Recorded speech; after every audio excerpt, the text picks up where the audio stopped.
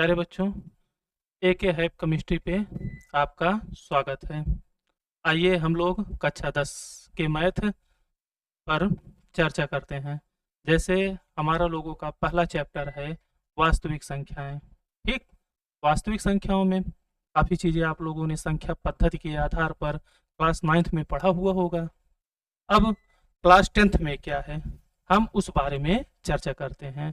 तो सबसे पहले जो आपका चैनल एके हैप केमिस्ट्री है, इसको आप लोग सब्सक्राइब कर लीजिए। इस पर समय समय पर आपके सारे वीडियो लेक्चर अपलोड किए जाएंगे। हमारी टीम इस पर वर्क कर रही है। ठीक है, यहाँ पर आपको class 9th, class 10th, class 11th, class 12th सभी क्लासेज के, ठीक, सभी क्लासेज के सभी विषयों के वीडियो आपको अपलोड करा दिए जाएंगे। तो आइए हम लोग अपना चर्चा करते हैं। जैसे पहला चैप्टर हमने आपको बताया है प्यारे बच्चों, क्या, वास्तविक संख्याएं ना। ठीक, क्या है आपका वास्तविक संख्याएं। अब थोड़ा सा हम बस रिवाइज करना चाहेंगे क्लास 9th की तरफ, जो हमको ध्यान देने की जरूरत है। आप लोग जानते होंगे प्राकृतिक संख्याएं किसे कहते हैं, क्यों, नेचुरल नंबर क्या है। ठीक, प्राकृतिक संख्याएं किसे कहते हैं, ध्यान दीजिएगा, नेचुरल नंबर। हाँ, नेचुरल नंबर ऐसी संख्याएं जिनसे हम वस्तुओं की गणना करते हैं। आई बात समझ में भैया? ऐसे आप नहीं लिख देंगे कि सर जो संख्याएं 1 से शुरू होती हैं ना, ऐसे बिल्कुल नहीं। परिभाषाओं के लिए क्या होता है, एक लैंग्वेज होता है, उस पर आपको ध्यान देना होगा। जैसे अगर आपसे पूछ लिया गया कि भाई बताइए प्राकृतिक संख्याएं किसे कहते हैं, आप लोग जवाब देते हो सर जो संख्याएं 1 से शुरू होती हैं। ऐसा कतई नहीं। परिभाषा के लिए क्या होता है बच्चों, एक लैंग्वेज होता है। ठीक, तो क्या लिखेंगे आप लोग कि सर ऐसी संख्याएं जिनसे हम वस्तुओं की गणना करते हैं ना, क्या, ऐसी संख्याएं जिनसे हम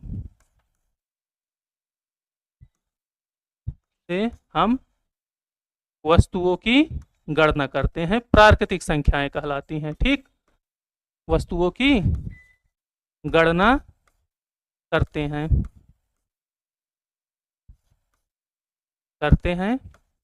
प्राकृतिक संख्याएं कहलाती हैं, प्राकृतिक संख्याएं कहलाती हैं।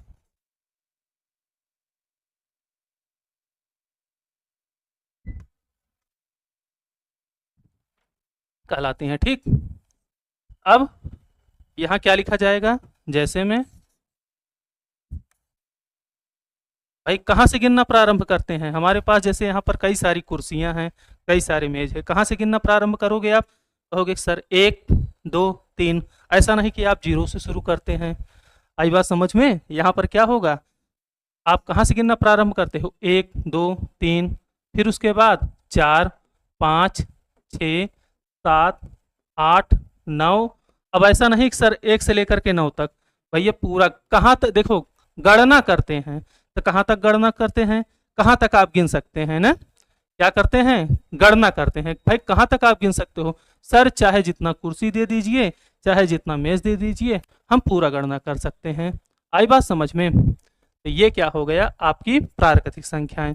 दूसरा आ जाते हैं हम लोग अपने संख्याओं पर, क्या है, पूर्ण संख्याएं। क्लियर? पूर्ण संख्याएं क्या है भैया ना, होल नंबर। क्या, होल नंबर। ठीक, तो शून्य को भी, अब ये इसमें भी आप नहीं बोलेंगे कि सर जो 0 से शुरू होती हैं। आई बात समझ में? यहाँ पर भी आप क्या करोगे, एक लैंग्वेज दोगे। परिभाषा के लिए क्या किया जाएगा भैया, एक लैंग्वेज यहाँ पर दिया जाएगा। तो क्या लिखा जाएगा यहाँ पर, ध्यान देना है आप लोगों को ना। जब जब शून्य को भी प्राकृतिक संख्याओं में सम्मिलित किया जाता है, प्राकृतिक संख्याओं में ना, जब शून्य को भी प्राकृतिक संख्याओं में सम्मिलित करते हैं, क्या करते हैं, सम्मिलित करते हैं तो वह पूर्ण संख्याएं होती हैं, पूर्ण संख्याएं कहलाती हैं। वो क्या हो जाती हैं भैया? पूर्ण संख्याएं कहलाती हैं ना, पूर्ण संख्याएं आपकी कहलाती हैं।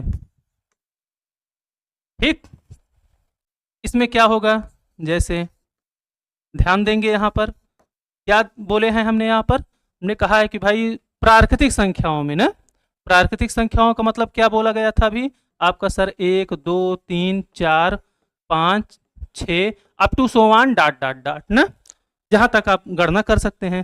फिर उसके बाद यहाँ पर क्या किया, जब सर इसमें जीरो को भी इंक्लूड किया जाता है ना, तो यहाँ पर जब आप क्या करोगे भैया, जीरो को भी इंक्लूड कर लोगे, तो अब ये क्या हो गया, पूर्ण संख्याएं हो गई ना। क्लास 9th में आप लोगों ने रिवाइज किया था कि सर जी सभी पूर्ण संख्याएं क्या हैं, बोलो, सभी प्राकृतिक संख्याएं पूर्ण हैं, लेकिन सभी पूर्ण क्या हैं, प्राकृतिक नहीं हैं। ठीक, फिर आ जाते हैं हम लोग अपने तीसरे मैटर पे। तीसरे मैटर पे हमारा क्या आ जाता है भैया, पूर्णांक, पूर्णांक संख्याएं ना, क्यों, कहने का मतलब इंटीजर ना। ध्यान दीजिएगा, इंटीजर क्या होता है, जब पूर्ण संख्याओं को, अब ऐसा नहीं कि सर जो प्लस माइनस के साथ ले लेते हैं, भाई प्लस माइनस के साथ ऐसी बातें नहीं बोली जाएंगी। क्या बोला जाएगा, जब पूर्ण संख्याओं की गणना धनात्मक चिन्हों के साथ साथ ऋणात्मक चिन्हों के साथ की जाती है, तो संख्याएं वहां पर क्या होती हैं, पूर्णांक होती हैं ना। समझिएगा क्या, जब पूर्ण संख्याओं की गणना, जब पूर्ण संख्याओं की गणना, जब पूर्ण संख्याओं की गणना धनात्मक चिन्हों, ठीक, जब धनात्मक चिन्हों के साथ साथ, धनात्मक चिन्हों के साथ साथ, ठीक, ऋणात्मक चिन्हों के साथ ली जाती हैं। क्या भैया, ऋणात्मक चिन्हों के साथ ली जाती हैं, ऋणात्मक चिन्हों के साथ ली जाती हैं, ठीक, ली जाती हैं, तो संख्याएं पूर्णांक होती हैं भैया। तो क्या, संख्याएं आपकी पूर्णांक होती हैं। ठीक, तो यहां पर क्या होगा, जैसे जीरो, ध्यान देना आप लोग, ठीक, क्या है, जैसे 0 फिर 1 2 3, क्या है, आप ये धनात्मक चिन्हों के साथ गणना कर रहे हो ना, एक अलग दिशा में, तो क्या होगा, ऋणात्मक चिन्हों का मतलब एक विपरीत दिशा में आप आ जाइए। ठीक, तो यहाँ पर क्या होगा, ध्यान दीजिएगा, -1 -2 -3 -4 -5 -6, ऐसे इधर की तरफ डॉट डॉट डॉट। क्लियर। अब आ जाते हैं हम लोग अपने अगले टॉपिक पर, वो हमारा क्या है, परिमेय संख्याओं पर। ठीक, क्या है भैया, परिमेय संख्याएं। हाँ, ध्यान देंगे यहां पर क्या, परिमेय संख्या माने रेशनल नंबर, आप जानते हो ना, ऐसी संख्याएं जिसे हम P/Q के रूप में लिखते हैं, ऐसी संख्याएं जिसे हम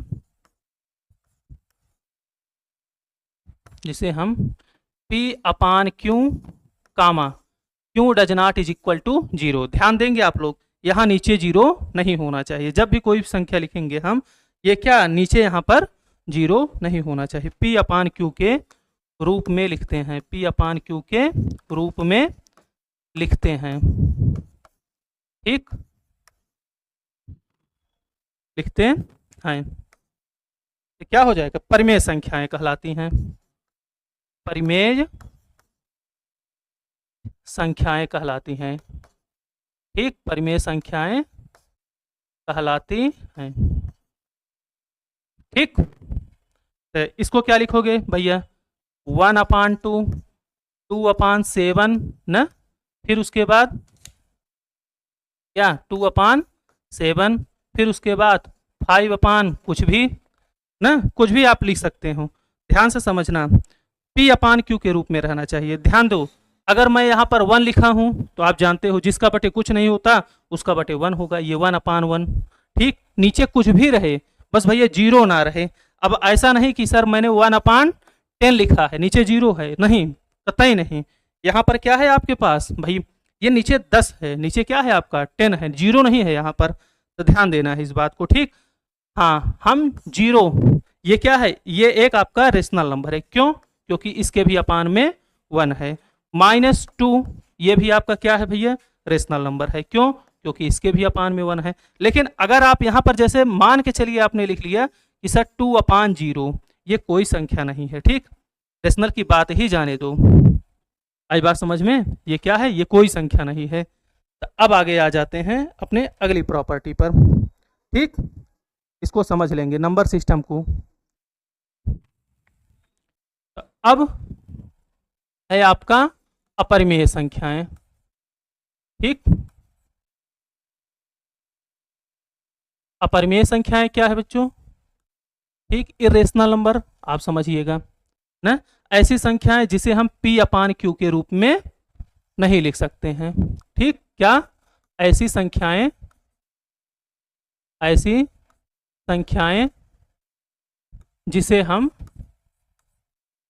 जिसे हम P/Q के रूप में नहीं लिख सकते हैं, ठीक।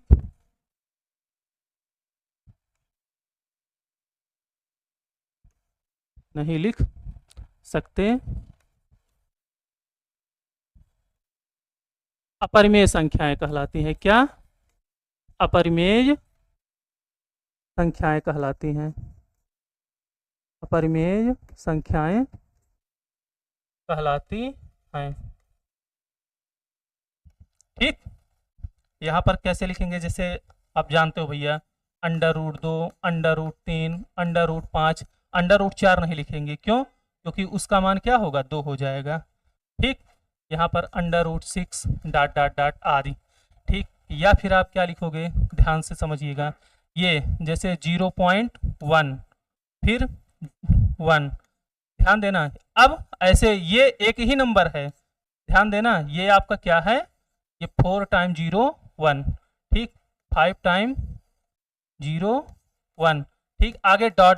लगा होना चाहिए, ये आपका क्या है भैया, ये आपका इरेशनल नंबर है। ध्यान से समझिएगा कि अगर आपने यहाँ पर, अगर आप क्या लिख दिए सर 0, ऐसा हमने लिख दिया 001 001, अगर मैंने क्या किया ... नहीं लिखा है, तो अब ये तो भैया रेशनल नंबर बन गया ना, क्या करोगे कि इसके अपान में करोगे भाई, क्या 1 2 3 4 5 ना, क्या करेंगे आप 1 2 3 4 5 6 7 8 9 10, भाई 10 0 लगा देंगे ना, क्या कर देंगे, ये क्या हो जाएगा आपका भाई, बताइए, परिमेय संख्याएं के रूप में प्रदर्शित हो जाएंगी ना, 1 लगा करके आप 10 0 लगा देंगे, तो यहाँ पर ये परिमेय संख्याओं के रूप में प्रदर्शित हो जाएगा। अपरिमेय लिखने के लिए यहाँ पर क्या करना पड़ेगा आपको, ... आगे बढ़ाना पड़ेगा, ये आपकी ओनली एक संख्या है, ठीक। अब यहीं पर आप ध्यान देंगे अगली चीज, क्या, कि आपके पास ई और पाई, ये दोनों क्या है, ये भी आपके अपरिमेय संख्याएं हैं, क्या है आपकी अपरिमेय संख्याएं हैं, ठीक, ये क्या है आपका अपरिमेय संख्याएं हैं, ठीक। अब आ जाते हैं हम लोग अपने चैप्टर की तरफ, जो कह रहा है क्या है आपका वास्तविक संख्याएं, ठीक, क्या है आपका वास्तविक संख्याएं। तो वास्तविक संख्याएं किसे कहते हैं, ठीक, वास्तविक संख्याएं, ठीक,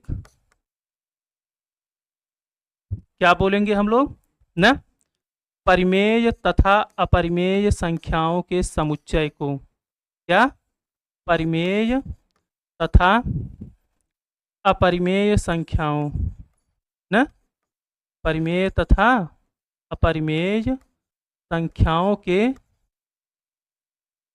परिमेय तथा अपरिमेय संख्याओं के समुच्चय को वास्तविक संख्याएं कहते हैं, ठीक, क्या कहते हैं, वास्तविक संख्याएं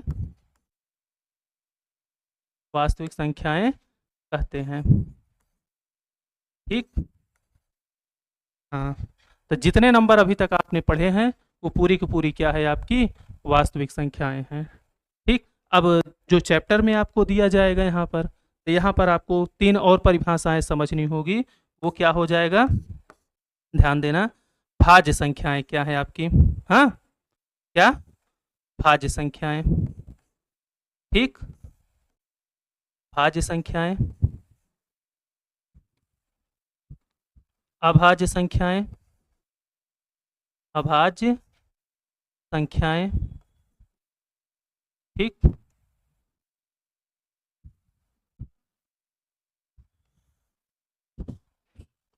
सह अभाज्य संख्याएं,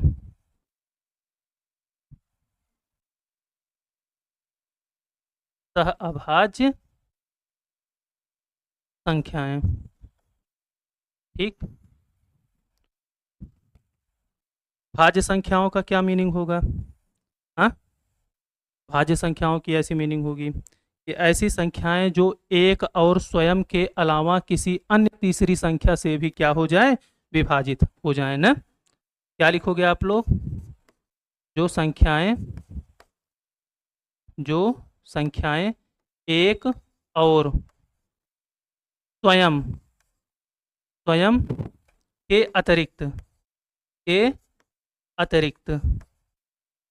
अतिरिक्त न किसी तीसरी संख्या से विभाजित हो, क्या हो, किसी तीसरी संख्या से विभाजित हो, क्या हो, किसी तीसरी संख्या से विभाजित हो, वो क्या कहलाती हैं, आपकी भाज्य संख्याएं कहलाती हैं।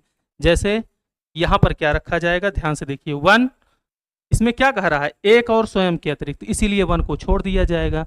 2 क्या है, 2 भाई स्वयं से विभाजित हो रही है और 1 से भी विभाजित हो रही है, अलावा उसके अतिरिक्त एक और स्वयं के अतिरिक्त किसी तीसरी और कोई तीसरी संख्या हमको मिल भी नहीं रही है, तो यहाँ पर क्या करेंगे, 1 को भी छोड़ेंगे, 2 को भी छोड़ेंगे, 3 क्या है, 3 स्वयं से विभाजित हो रही है, 1 से विभाजित हो रही है और किसी से नहीं विभाजित हो रही, उसको भी छोड़ेंगे।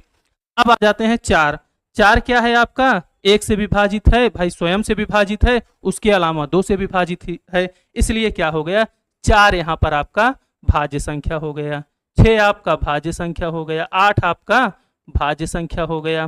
ठीक, 9 आपका क्या भाज्य संख्या हो गया। 10 आपका भाज्य हो गया। 12 ऐसे डॉट डॉट डॉट कर देंगे। ठीक, अब भाज्य संख्याओं में क्या लिखेंगे, ठीक ना, क्या, जो संख्याएं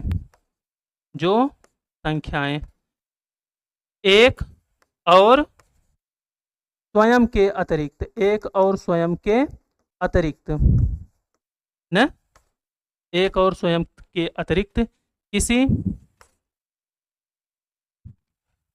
ठीक, किसी तीसरी संख्या से विभाजित ना हो, किसी तीसरी संख्या से विभाजित ना हो, ठीक, विभाजित ना हो, क्या हो जाएगा, अभाज्य संख्याएं कहलाती हैं, अभाज्य संख्याएं कहलाती हैं, अभाज्य संख्याएं कहलाती हैं। ठीक, तो यहाँ पर क्या हो जाएगा भैया, यहाँ पर आप बोलोगे सर वही आपका, एक नहीं, कम से कम भाई 2 ना, एक और स्वयं के अतिरिक्त, एक को नहीं लेंगे, यहाँ पर क्या हो जाएगा, 2, 3, 5, 7 न, 11 डॉट डॉट डॉट ऐसे। फिर उसके बाद आ जाएगा यहाँ पर आपका क्या, सह अभाज्य संख्याएं न, सह माने साथ में न, साथ में दोनों अभाज्य हो ना, तो ध्यान से देखना, ऐसी संख्याएं न, क्या होगा, ऐसी संख्याएं जो जिसमें क्या होगा, दोनों संख्याओं में कोई कॉमन गुणनखंड ना हो, ठीक है, या फिर समझ लीजिए दोनों का महत्तम समापवर्तक क्या हो, 1 हो, जिसका कोई कॉमन गुणनखंड, उभयनिष्ठ गुणनखंड ना हो, तो क्या लिखेंगे, 2 संख्याएं न, 2 संख्याएं अभाज्य संख्याएं होती हैं। 2 संख्याएं क्या भैया, अभाज्य संख्याएं होती हैं, अभाज्य संख्याएं होती हैं यदि यदि उनमें यदि उनमें यदि उनमें क्या उभयनिष्ठ गुणनखंड ना हो, उभयनिष्ठ उभयनिष्ठ गुणनखंड उभयनिष्ठ गुणनखंड ना हो, तो वो संख्याएं क्या होती है भैया? अभाज्य संख्याएं होती हैं। ठीक, फिर उसके बाद हम लोग यहाँ पर आगे समझेंगे, तो ध्यान से समझिए क्या बता रहे हैं भैया सह अभाज्य संख्याओं के बारे में ना। तो यहाँ पर एक चीज ध्यान दीजिएगा कि दो क्रमागत संख्याएं, दो, पहले तो ध्यान दीजिए सह अभाज्य संख्याएं क्या क्या हैं। सह अभाज्य संख्याएं आपकी, ठीक, मान के चलो जैसे हमने ले लिए 2, 5, ये सह अभाज्य संख्याएं हैं। मैंने ले लिए 6, ठीक, 11 ले लिया, ये दोनों सह अभाज्य संख्याएं हैं। ठीक, मैंने ले कोई भी ऐसे बनाते चलेंगे। फिर एक चीज और यहाँ पर देख लेंगे क्या, कि दो क्रमागत संख्याएं, दो क्रमागत संख्याएं, दो क्रमागत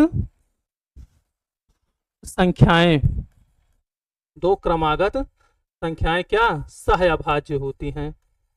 दो क्रमागत संख्याएं क्या होती हैं भैया? सह अभाज्य होती हैं। जैसे यहां पर मैंने ले लिया 2, 3, 5, 6, 7, 8। दो क्रमागत संख्याएं क्या होती हैं? हमेशा सह अभाज्य संख्याएं होती हैं।